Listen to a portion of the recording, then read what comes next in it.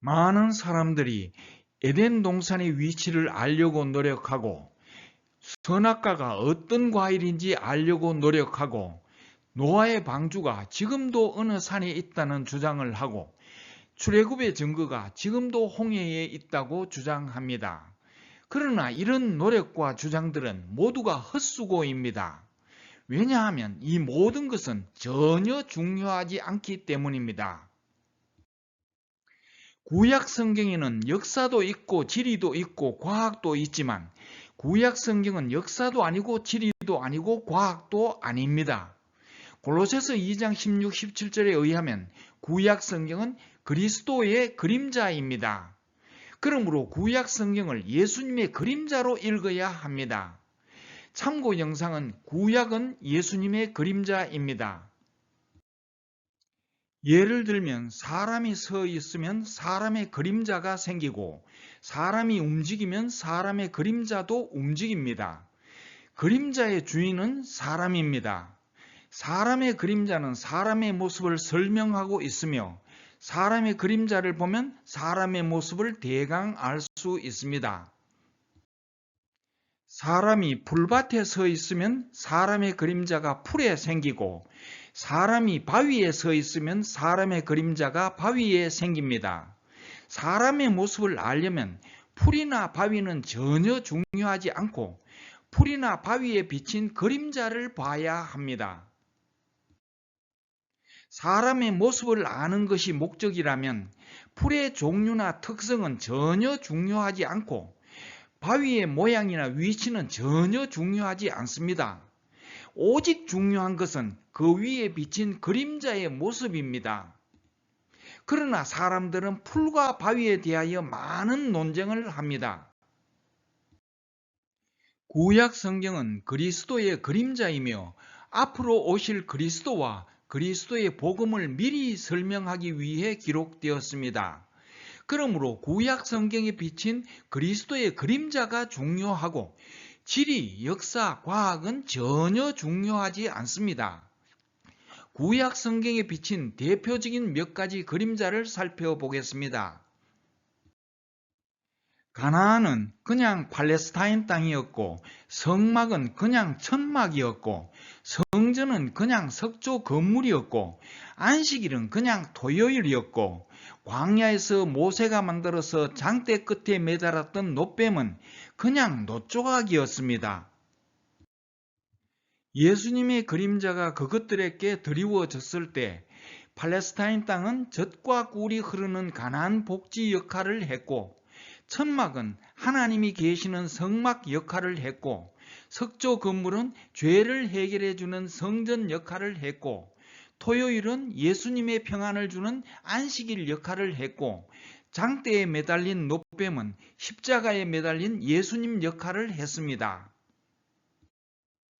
그러나 예수님의 그림자가 떠나고 역할이 끝났을 때 가나안 복지는 팔레스타인 땅으로 돌아갔고 성막은 천막으로 돌아갔고 성전은 석조 건물로 돌아갔고 골로새서 2장 16, 17절에서 안식일은 토요일로 돌아갔고 열왕기하 18장 4절에서 놋뱀은 놋조각으로 돌아갔습니다.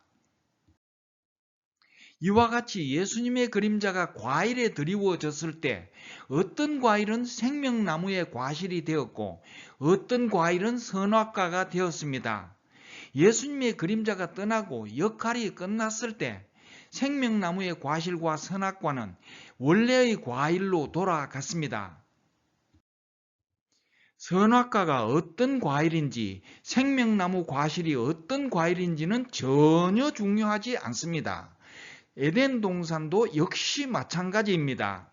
어떤 동산에 예수님의 그림자가 드리워졌을 때 에덴 동산이 되었으나 예수님의 그림자가 떠나고 역할이 끝났을 때 이름도 없는 평범한 동산으로 돌아갔습니다. 참고로 유튜브 동영상 좀비 율법을 추천합니다.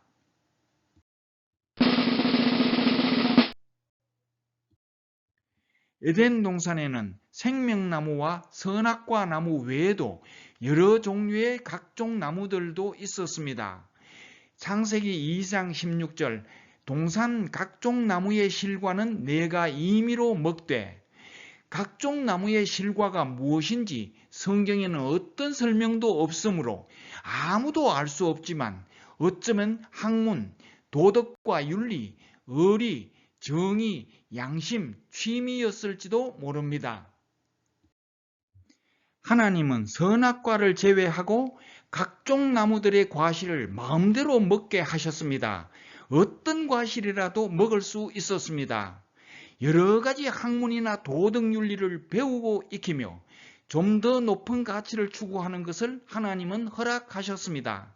그리고 하나님은 의리와 정의와 양심에 따라 행동하는 것을 중요하게 생각하시고 허락하셨습니다. 그리고 자기가 좋아하는 취미를 쫓아서 여행도 가고 독서도 하고 스포츠를 즐기고 스포츠를 관람하고 맛있는 요리를 하고 꽃을 가꾸고 등산을 하는 것도 하나님은 허락하셨습니다. 하나님은 이 모든 것을 허락하셨기 때문에 이 세상에는 자유가 있고 사람마다 자기가 선택한 길을 갈 수 있습니다.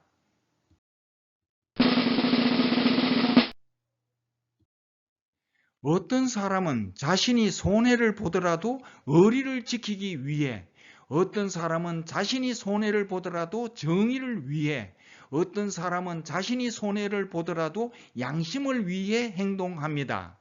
어떤 사람은 자신의 가족을 위해 모든 것을 희생하고, 어떤 사람은 자신이 섬기는 주군을 위해 목숨을 버리고, 어떤 사람은 자신의 나라를 위해 목숨을 바칩니다. 이와 같이 이 세상에는 영생을 얻지 못해도 훌륭한 사람들은 많이 있습니다. 그러나 아무리 인격이 훌륭하고 높은 학식이 있고 위대한 일을 하여 많은 사람들의 존경을 받을지라도 예수님을 통하여 영생을 얻지 못하면 사람의 생명이 끝나는 날에는 썩어서 폐기 처분됩니다. 난자가 정자를 영접하지 않고 사람의 생명을 얻지 못하면 절대로 사람이 될 수 없고, 사람이 사는 이 세상에 절대로 나올 수 없고, 난자의 생명이 끝나는 날 반드시 폐기 처분되듯이 사람이 예수님을 영접하지 않고 영생을 얻지 못하면 절대로 신이 될 수 없고, 신의 나라인 4차원 천국에는 절대로 갈 수 없고, 사람의 생명이 끝나는 날 반드시 폐기 처분됩니다. 그래서 하나님은 아담에게 선악과를 먹고 하나님과 분리 독립하는 것만은 절대로 허락하지 않으셨습니다.